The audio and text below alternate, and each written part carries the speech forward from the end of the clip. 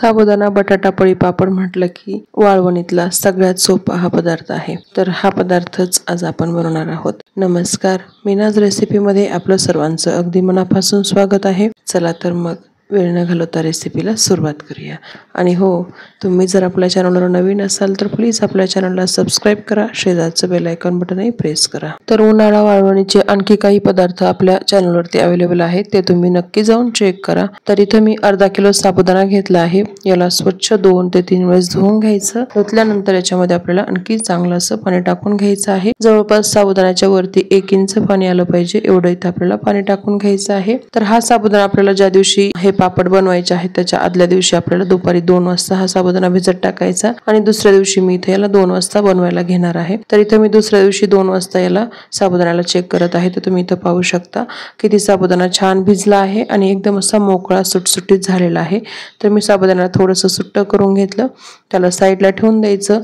त्याच्यासोबतच इथं मी अर्धा किलो बटाटे घेतले आहेत। कच्चे बटाटे घ्यायचे, त्याची वरची साल काढून घ्यायची, स्वच्छ धुवून घ्यायचे आणि एक मध्यम आकाराच्या किसणीने याला किसून घ्यायचं आहे। आणि नंतर आपल्याला त्याला 3 वेळेस मी इथं स्वच्छ धुवून घेतलं। नंतर याच्यामध्ये थोडंसं पाणी टाकून साईडला ठेवून दिलं आहे, म्हणजे मग आपला हा जो बटाट्याचा किस आहे तो काळा पडत नाही। आता आपण ज्या भांड्यानं साबुदाणा मोजला होता, म्हणजेच मी तर जेव्हा साबुदाणा भिजत घातला होता तेव्हा या भांड्यानं साबुदाणा मोजलेला, तर 1 भांडा साबुदाणा भरलेला। 1 भांडा आपल्याला कुठलंही भांडं घ्यायचं, त्या भांड्याने आपल्याला साबुदाणा मोजून घ्यायचा आहे आणि त्याच भांड्यानं आपल्याला पाणी सुद्धा मोजून घ्यायचं आहे। पाण्यासाठी आपल्याला साबुदाणा मोजावा लागतो जेव्हा आपण भिजत टाकतो त्याच्या अगोदर। तर इथं गॅसवरती मी मोठा भांडा ठेवला आहे, त्याच्यामध्ये सेम त्याच भांड्याने आपल्याला इथं 5 भांडे पाणी टाकून घ्यायचं आहे। 1 भांडं साबुदाणा, तर आपल्याला 5 पट पाणी हवं आहे त्याच्यासाठी। इथं मी 5 छोटे पातेले इथं हे पाणी टाकून घेतलं आहे। पाण्याला छान अशी उकळी येऊ द्यायची। मग त्याच्यामध्ये 1.5 टीस्पून मीठ टाकलं। तुम्ही तुमच्या चवीप्रमाणे मीठ घालून घ्या आणि उकळी खळखळून आली की मग याच्यामध्ये सुट्टा केलेला साबुदाणा जो आहे तो याच्यामध्ये घालून घ्यायचा। छान असं आपल्याला ट्रान्सपरंट होईपर्यंत त्याला शिजवून घ्यायचं आहे। एक 5-6 मिनिट किंवा 7-8 मिनिट लागू शकतात, एवढंच लागतात, जास्त वेळ लागत नाही याला ट्रान्सपरंट होईपर्यंत। म्हणजे पूर्ण ट्रान्सपरंट करून घ्यायचं नाही किंवा पूर्ण शिजवून घ्यायचं नाही, आपल्याला साबुदाणा अर्धवट शिजवायचा आहे। असा अर्धवट म्हणजेच बाहेरून असा पारदर्शक दिसायला लागला साबुदाणा की मग आपल्याला याच्यामध्ये बटाट्याचा किस घालून घ्यायचा आहे। बटाट्याचा किस सुरुवातीला घालायचं नाही, असा थोडासा ट्रान्सपरंट दिसायला लागला साबुदाणा की मग याच्यामध्ये बटाट्याचा किस जो आपण करून ठेवलेला आहे तो इथं घालून घ्यायचा।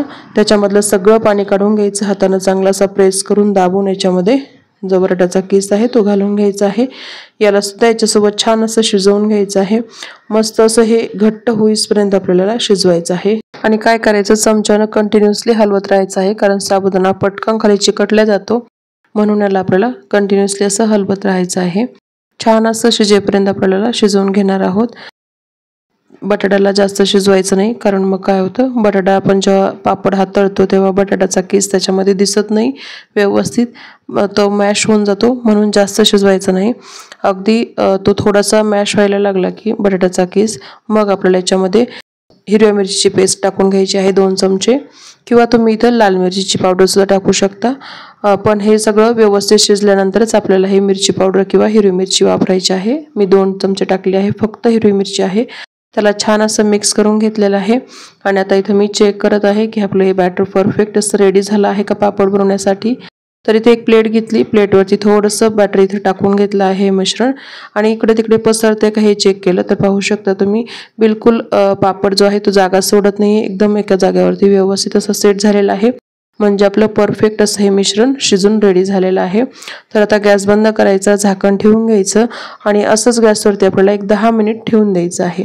10 मिनिटानंतरच त्याचं झाकण काढायचं आहे। थोडंसं थंड करून घ्यायचं, पूर्ण तर नाही पण थोडंसं थंड करून घ्यायचं, जेणेकरून आपल्याला प्लास्टिकच्या शीटवरती आपण याला टाकून घेणार आहोत ना, एकदम गरम गरम हे टाकायचे नाही।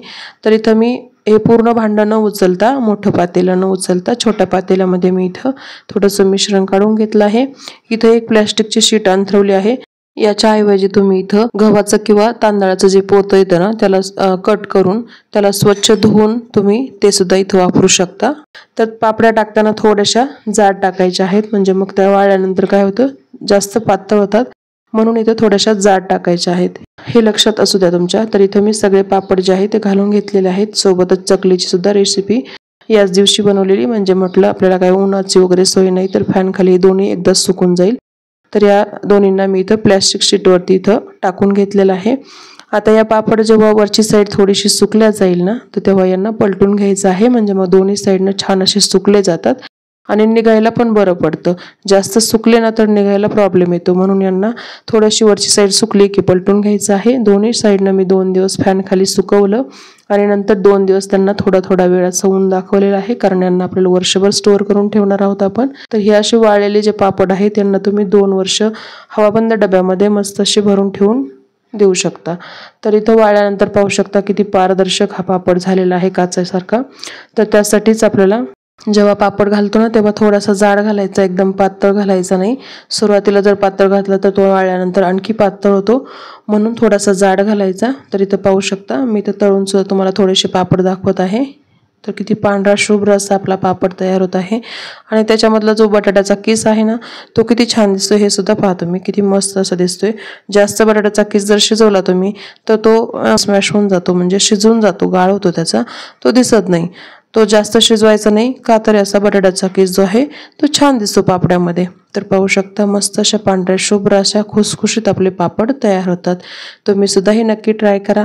अगदी सोपी रेसिपी आहे, जसं मी सुरुवातीला म्हटले सगळ्यात सोपा हाच पदार्थ आहे मला तरी वाटतं. तुम्हाला काय वाटतं ते तुम्ही कमेंट करून मला सांगू शकता. तर इथे मी हे थोडेसे फ्राय केले आहेत, याच्यासोबत थोडेसे शेंगदाणे भाजायचे किंवा शिजवायचे आणि मस्त असा हा उपवासाच्या दिवशी नाश्त्याचा हा पदार्थ तयार होऊ शकतो.